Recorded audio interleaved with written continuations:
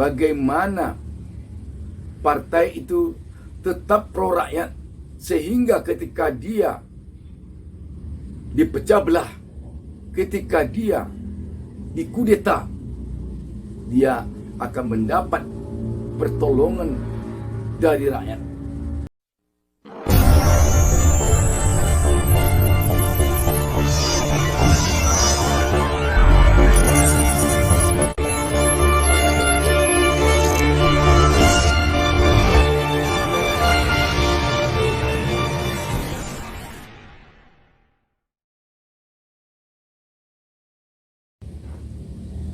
Assalamualaikum warahmatullahi wabarakatuh.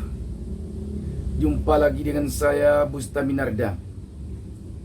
Saya mendoakan kepada Allah Tuhan Yang Maha Esa, semoga seluruh penonton channel YouTube Bustami Narda selalu di dalam lindungan Allah Subhanahu wa Ta'ala, Tuhan Yang Maha Esa, dan semoga kita selalu sukses.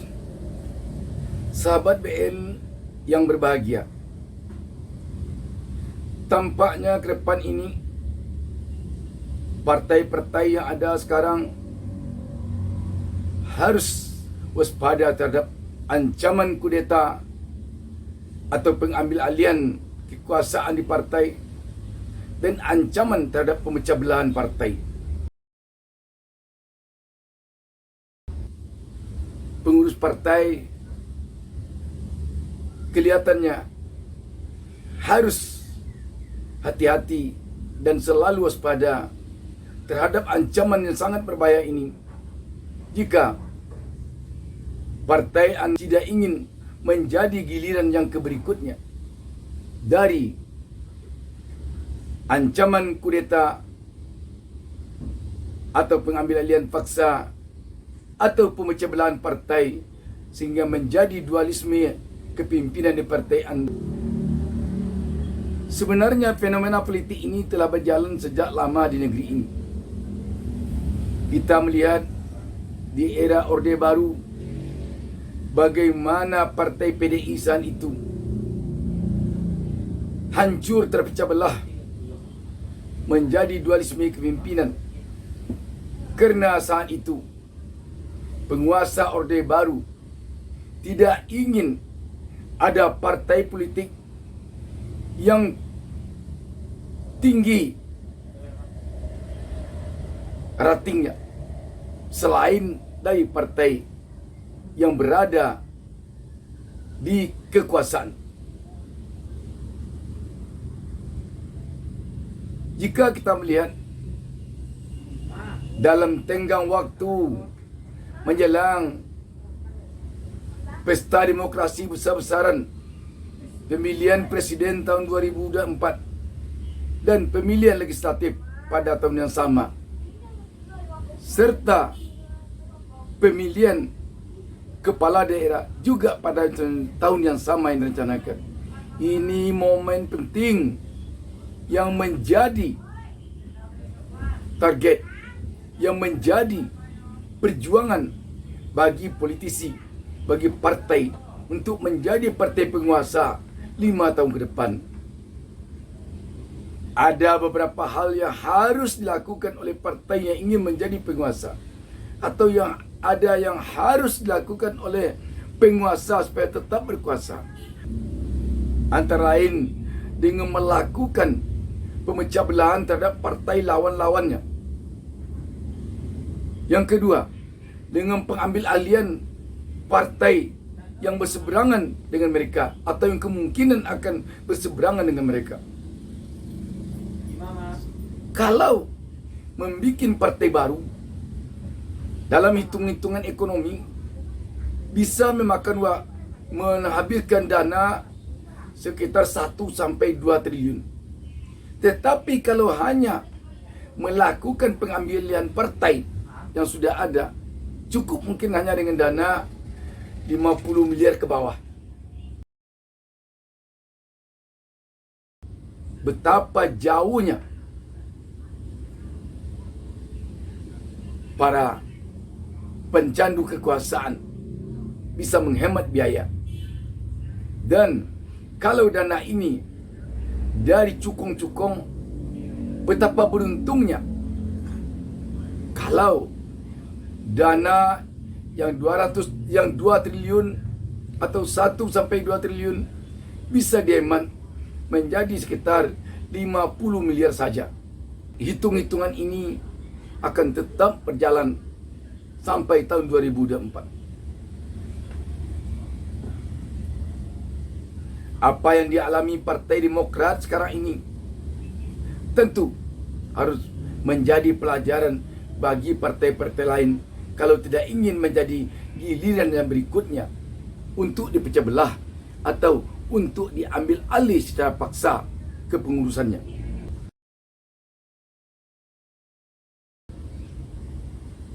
Nafsu kekuasaan yang sulit dibendung, kecanduan berkuasa yang sangat sulit dihentikan akan membuat langkah yang tidak mengindahkan etika moral berpolitik ini berjalan terus. Karena itu, partai-partai yang ada sekarang, yang pertama tentu harus mengedepankan soliditas partai di internal partainya, sehingga tidak mudah terpecah belah. Yang kedua, tentu menghindarkan godaan uang bagi pengurus-pengurus partainya agar tidak mudah disogok, agar tidak mudah disuap untuk kepentingan sesaat yang membuat partai terpecah belah atau membuat partai hancur atau bisa membuat kepengurusan partai berubah. Langkah pengambil alihan partai atau kudeta ini atau langkah pemecah belahan partai ini sangat cepat.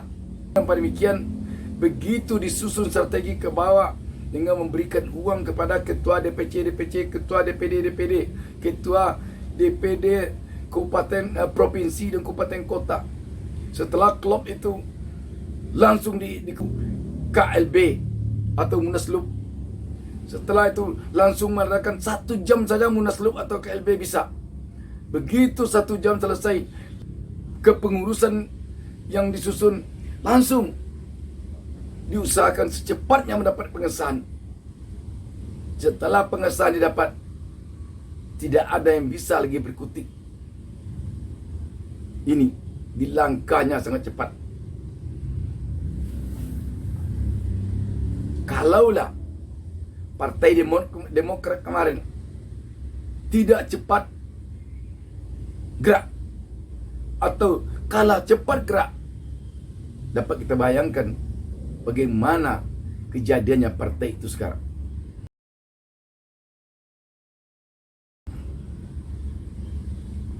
Karena itu, seluruh partai tanpa terkecuali, apalagi partai yang mengambil ancang-ancang akan mencalonkan presiden dari internal partai atau dari pihak lain secara sendiri, sangat riskan untuk bisa menjadi korban kudeta atau korban pemecah belahan partai. Apalagi kalau partai tersebut berpotensi untuk bisa meraup suara yang banyak pada pemilu tahun 2024 mendatang. Dengan demikian, kewaspadaan untuk tidak bisa dikudeta, untuk tidak bisa dipecah belah, perlu ada dalam partai saat ini. Jangan Anda mengatakan partai saya tidak mungkin. Di dalam dunia politik tidak ada yang tidak mungkin. Jam ini berteman, 1 menit lagi bisa berlawanan. Ketika pertemanan berubah menjadi perlawanan, di sanalah letaknya menghabisi lawan, menghancurkan lawan, dan membuat lawan jadi mati langkah. Dan satu hal yang perlu sekali bagi partai, hendaknya bagaimana partai itu tetap pro rakyat, sehingga ketika dia dipecah belah, ketika dia dikudeta, dia akan mendapat pertolongan dari rakyat, akan mendapat simpati dari rakyat, akan mendapat pembelaan dari rakyat. Karena itu, jika partai tidak ingin menjadi korban pengambilan secara paksa atau menjadi korban dualisme kepimpinan, perlu selalu pro rakyat.